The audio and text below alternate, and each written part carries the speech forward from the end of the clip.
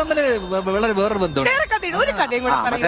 അതൊക്കെ നമുക്ക് പിന്നെ അല്ല അതിപ്പോ പറയണം. എന്നെ സാധാരണ നമ്മള് വാട്സാപ്പിൽ മെസ്സേജ് അയക്കും, ടെക്സ്റ്റ് മെസ്സേജ് അയക്കും. പക്ഷെ എന്നെ ട്രൂ കോളറിൽ മെസ്സേജ് അയച്ചിട്ട് ഗൂഗിൾ പേ ഉണ്ടോ എന്ന് ചോദിച്ച ആള്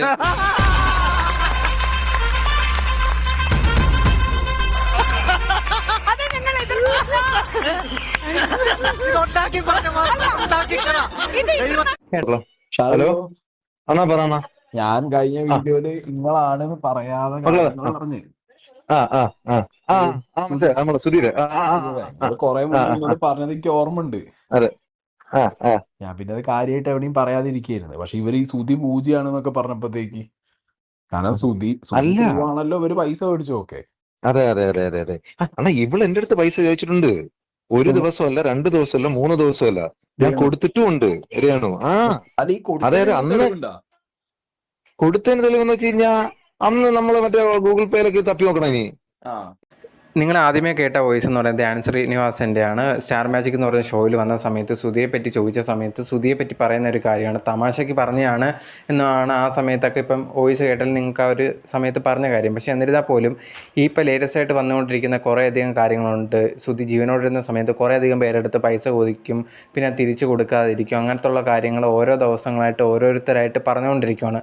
രണ്ടാമതായിട്ട് നിങ്ങൾ കേട്ട വോയിസ് എന്ന് പറഞ്ഞാൽ ഷാലു പേയാട്. നിങ്ങൾ കുറേയധികം പേർക്കൊക്കെ അറിയാവുന്ന സെലിബ്രിറ്റീസിൻ്റെ ഒക്കെ കുറേയധികം വീഡിയോസൊക്കെ എടുത്ത് അങ്ങനെ നടക്കുന്ന, ഇടയ്ക്ക് വെച്ച് ഡോക്ടർ റോബിൻ്റെ കാര്യത്തിലൊക്കെ സംസാരിച്ച ഒരു വ്യക്തിയായിരുന്നു. അപ്പോൾ അദ്ദേഹം ആണ് രണ്ടാമത് പറഞ്ഞിരിക്കുന്നത്. പുള്ളിക്കാരൻ സിനിമ വെച്ച് ഈ ഒരു സുധിയെ പരിചയപ്പെടുന്നു.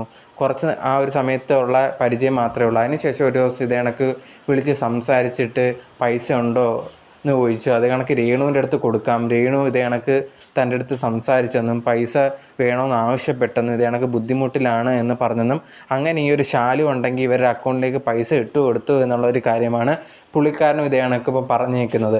ഇതുപോലെ തന്നെ കുറേയധികം പേര് ഇങ്ങനെ വന്ന് പറയുന്നുണ്ട്, സുധി ഉണ്ടായിരുന്ന സമയത്ത് കുറേയധികം പൈസ കടം ചോദിക്കുമായിരുന്നു, എന്നിട്ട് കൊടുത്തു കഴിഞ്ഞിട്ട് പിന്നെ തിരിച്ച് ചോദിക്കുമ്പോഴത്തേന് ഭയങ്കരമായിട്ടുള്ള സംസാരവും കാര്യങ്ങളൊക്കെ ഉണ്ടായിട്ടുണ്ടെന്ന് പറഞ്ഞ് കുറേയധികം പേര് വന്നിട്ടുണ്ടായിരുന്നു. കഴിഞ്ഞ ദിവസം ഞാനൊരു ഇതിനെപ്പറ്റി ഒരു വീഡിയോ ഇട്ട സമയത്ത് അവിടെ ഞാൻ വോയിസ് ഇതിനെപ്പറ്റി വെച്ചിട്ടുണ്ടായിരുന്നു. ഇത് കണക്ക് രേണു സുധി കാശ് തിരിച്ച് ചോദിച്ച സമയത്തുണ്ടെങ്കിൽ ഒരുമാതിരി വല്ലാത്ത മോശമായിട്ടുള്ള രീതിയിൽ സംസാരിക്കുകയും അതിന് കാശ് ചോദിക്കുന്ന സമയത്തുണ്ടെങ്കിൽ ഭയങ്കര സഭ്യമായിട്ട് സംസാരിക്കുകയും ചെയ്യുന്ന ഒരു വോയിസ് ഞാൻ കഴിഞ്ഞ ദിവസം ഇട്ട വീഡിയോയിൽ നിങ്ങൾക്ക് കാണാവുന്നതാണ്. ഇത് കണ്ടിട്ട് വേണമെങ്കിൽ നിങ്ങളത് പോയി കാണാവുന്നതാണ്. അതിനകത്ത് ഇതേ കണക്ക് രേണു സുധി സംസാരിക്കുന്ന രീതിയിലുണ്ട്. അപ്പോൾ ഇതേ കണക്ക് രേണു സുധിയും കൊല്ലം സുധിയും കൂടെ ഇതിന് മുമ്പ് ഇതേ കണക്ക് ചെയ്തിട്ടുണ്ട് എന്നുള്ളൊരു കാര്യമാണ് ഓരോ ദിവസവും നമുക്ക് അറിയാൻ സാധിക്കുന്നത്. ഇപ്പോൾ എന്തായാലും കൊല്ലം സുധി ഇല്ല, അദ്ദേഹത്തിനെ പറ്റി കുറ്റം പറയുന്നത് ശരിയല്ല. പക്ഷേ എന്നിരുന്നാൽ പോലും അദ്ദേഹം ഉണ്ടായിരുന്ന സമയത്ത് ചെയ്ത കാര്യങ്ങളാണ് ഇപ്പോൾ ഓരോരുത്തരായിട്ട് വന്ന് പറയുന്നത്. സുധി ഭയങ്കരമായിട്ട് കുടിക്കുമെന്നുള്ളൊരു കാര്യമാണ് അറിയാൻ സാധിച്ചിട്ടോ. അതിനുവേണ്ടി കുറേയധികം പൈസ ചിലവാക്കിയിട്ടിട്ടൊന്നും അറിയാൻ സാധിക്കുന്നുണ്ട്. അല്ല വലിയ രീതിയിൽ കടങ്ങളോ കാര്യങ്ങളോ ഇല്ല. ഇരുന്ന വ്യക്തിക്ക് ഓരോ ഇങ്ങനത്തെ ദൂരത്തായിട്ടുള്ള ചിലവ്, അതുപോലെ തന്നെ ഇങ്ങനെ കുടിയും കാര്യങ്ങളൊക്കെ ആയതുകൊണ്ടാണ് കുറേയധികം കടങ്ങൾ വന്നതെന്നുള്ളൊരു കാര്യമാണ് അറിയാൻ സാധിച്ചിട്ടുള്ളത്.